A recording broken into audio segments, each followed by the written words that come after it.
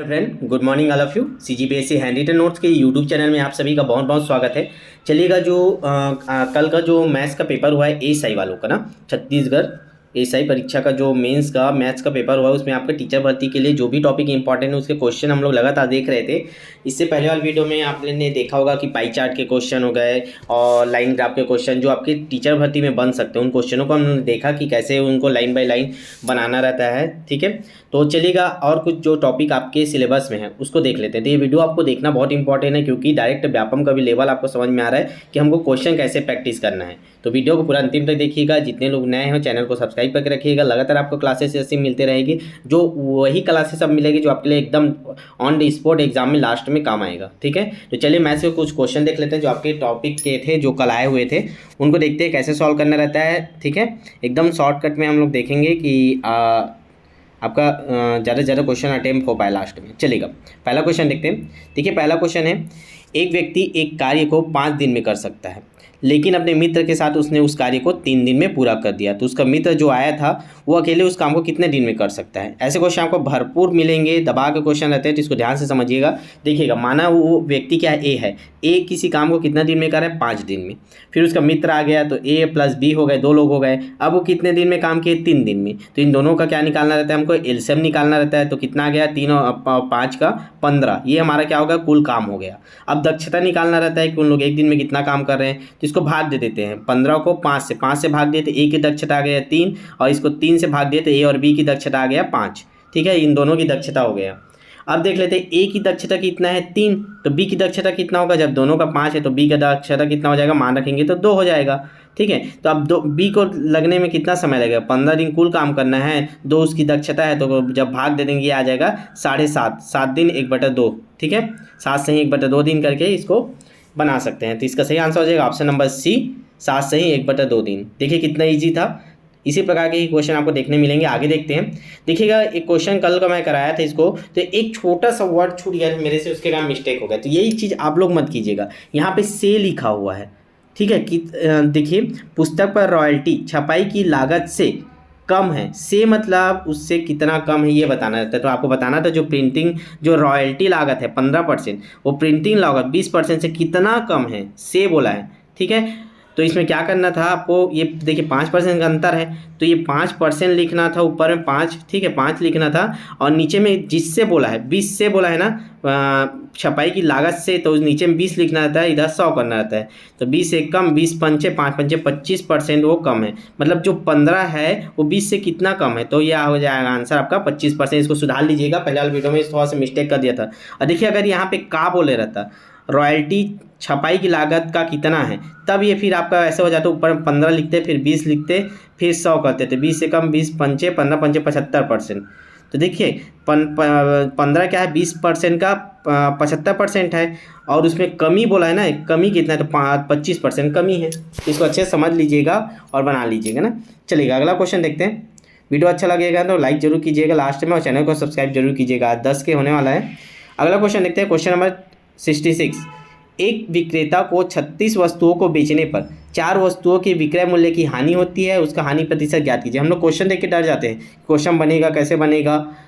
ठीक है, देखिए एक लाइन का क्वेश्चन रहता है, एकदम इजी रहता है। माना कि देखिए 36 वस्तु हमको बेचना है, मान ली एक वस्तु कीमत 1 रुपये, तो उसका विक्रय मूल्य कितना होगा, एसपी आपका कितना हो जाएगा, 36 वस्तुओं का 36 रुपये। 36 रुपये में वो बेच दिया 36 वस्तुओं को। अब उसको हानि कितना हुआ, 4 वस्तुओं बराबर, मतलब कितना रुपए का हानि हो गया, 4 रुपये का। 4 वस्तु, एक वस्तु के 1 रुपये माने हैं, तो 4 वस्तु का 4 रुपये हानि हो गया। अब हमको निकालना क्या है, हानि प्रतिशत।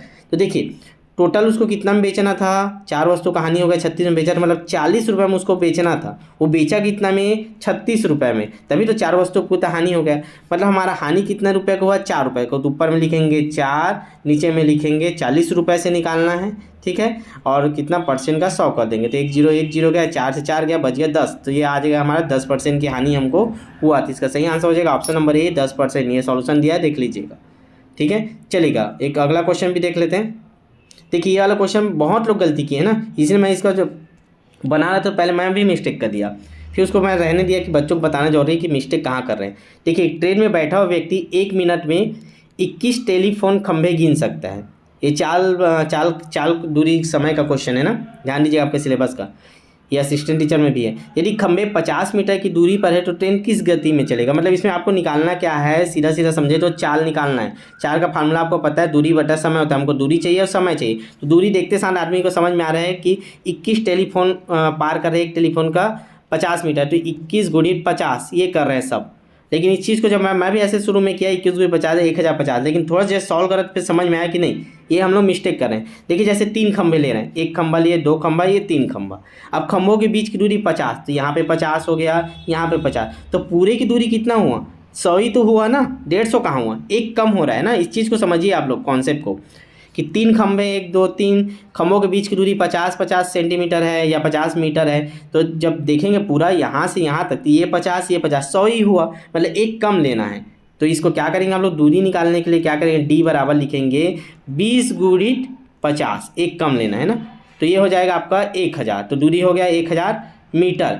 अब 1000 मीटर का हमको आंसर किसमें, किलोमीटर में निकालना है, तो 1000 मीटर बराबर डायरेक्ट 1 किलोमीटर लिख सकते हैं। तो दूरी क्या हो गया हमारा, 1 किलोमीटर, ये आ गया, ये समझ में आया। अब समय निकालना है, तो समय तो 1 मिनट दे ही दिया है, लेकिन उसको अब हम घंटा में निकालना है। एक तो ये क्या होता है, 60 मिनट बराबर 1 घंटा होता है। तो हमको 1 मिनट को बदलना है, तो 1/60 हो जाएगा, 1/60 घंटा। अब मान में डाल दीजिए, चाल बराबर क्या होता है, ये चाल बराबर क्या होता है, दूरी बटा समय। ठीक है, तो चाल बराबर लिख लीजिए, चाल बराबर दूरी बटा समय। दूरी कितना है हमारा 1 किलोमीटर, और हमारा समय कितना है 1/6 घंटा। तो ये 6 ऊपर चले जाएगा, तो चाल कितना हो जाएगा, 1/60 होगा ना, 1/6 बोल रहा हूँ, 1/60 होगा। 60 मिनट में 1 घंटा होता है, तो 1 मिनट में 1/60 होगा ना। तो ये 60 जब ऊपर चले जाएगा तो दूरी आ जाएगा हमारा 60 किलोमीटर प्रति घंटा। तो इसका सही आंसर हो जाएगा ऑप्शन नंबर सी, 60 किलोमीटर प्रति घंटा। ऐसा मत बनाइएगा 63 किलोमीटर, ठीक है, 60 आएगा ना। चलिए गए, एक लास्ट क्वेश्चन और देख लेते हैं, 2 क्वेश्चन और बचा अभी। देखिए ये आपके आयत के क्षेत्रफल से संबंधित क्वेश्चन आया था, बहुत बड़ा क्वेश्चन पूछता है। अभी तो समझिए क्वेश्चन क्या रहता है कि एक रूम दे दिया है, उसमें टाइल्स भी आना है कि कितना टाइल्स लगेगा। आप लोग जैसे अपने रूम में बनवाते हो, घर और बनाते हो, तो देखते हो जब टाइल्स लेने जाते हो तो आपको जो दुकानदार को बताते हो कि मेरा रूम का साइज 10 गुणित 11 है, बताते हो उसको 10 गुणित 11 है, तो क्या कर देता है, फट से उसको क्षेत्रफल निकाल देता है 110, और जितना टाइल्स का है उसके क्षेत्रफल से भाग देते हो, बता देता है कि 50 टाइल्स लगेगा, एक भी टाइल्स ना एक्स्ट्रा नहीं जाता। तो कैसे निकालते हैं, तो आप लोग भी सीख जाइए, आप लोग भी निकाल लेंगे। तो देखिए सबसे पहले निकालना रहता है जो क्षेत्र दिया है उसका क्षेत्रफल निकालना रहता है, और टाइल्स का क्षेत्रफल छोटा वाला। अब उसको भाग दे दोगे तो उस टाइल्स की संख्या निकल जाता है। तो आयत का क्षेत्रफल निकाल लीजिए, तो ये तो ईजी है।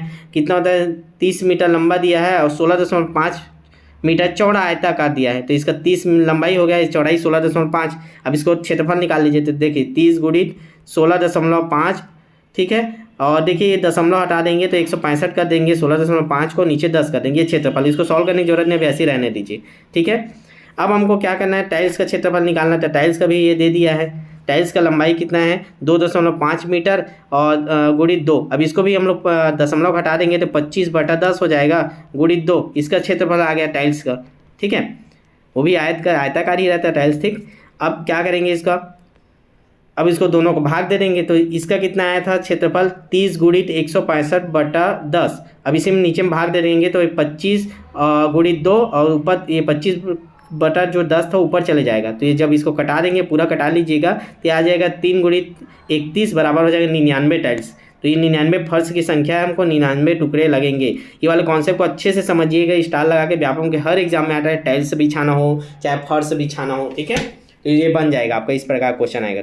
एक और क्वेश्चन देख लेते हैं। ये दिया था आपका एक ट्रक 1 मिनट में 550 मीटर की दूरी को तय करता है, जबकि एक बस 45 मिनट में 33 किलोमीटर की दूरी को तय करता है। तो उनका गति का अनुपात बस निकालना है। आपको पता है दोनों का गति दे दिया, बस अनुपात में जमाना है, ठीक है। बस इसमें चेंज करना है आपको। देखिए मीटर में दिया है, किलोमीटर में दिया है, तो चेंज कर देते हैं। ये जैसे 33 किलोमीटर दिया है तो इसको 33 को कर देते हैं हम लोग, 33 किलोमीटर है ये। इसमें एक किलोमीटर में 1000, इसमें लगा दीजिए 3 0, 33,000 कर दीजिए उसको, ठीक है। तो ये 550 हो गया, ये 3300 हो गया। अब क्या पूछा है, इन दोनों का क्या पूछा था, गति पूछा था। लेकिन देखिए ये 1 मिनट का है, ये 45 मिनट का है, तो इसको भी 1 मिनट में चेंज कीजिए। तो ये 45 मिनट में चल रहा है आपका 33 किलोमीटर, तो 1 मिनट में क्या होगा 33/45, ठीक है। तो इसके बटे में 45 भी आएगा, ठीक। अब ये 45 ऊपर चले जाएगा, तो ये कितना हो जाएगा, जब ये 45 ऊपर चले जाएगा तो ये हो जाएगा आपका 550 550 बटे 33, नीचे देखिए सॉल्यूशन दिख रहा है 550 बटे 33,000 गुणित ऊपर 45 चलेगा 45, जब इसको कटाएंगे तो ये पूरा कट क्या आ जाएगा आपका 45/60 बराबर हो जाएगा 3:4। तो बस यही पूछा था आपका अनुपात 3:4। ये 3-4 क्वेश्चन थे जो आपके टीचर भर्ती के लिए इंपॉर्टेंट हो सकते हैं। इन चारों क्वेश्चन से आपके बहुत सारे क्वेश्चन सॉल्व हो जाएंगे कि लेवल कैसे पूछा है, किस टाइप के क्वेश्चन पूछा है, तो इसको ध्यान दीजिएगा और ये वाले को सॉल्व कर लीजिएगा, चेंज कर लीजिएगा। जो पहले मैं बताया था उसको 5% कर दिया तो 25% आएगा ना, सी को ध्यान दिया ना रहता है।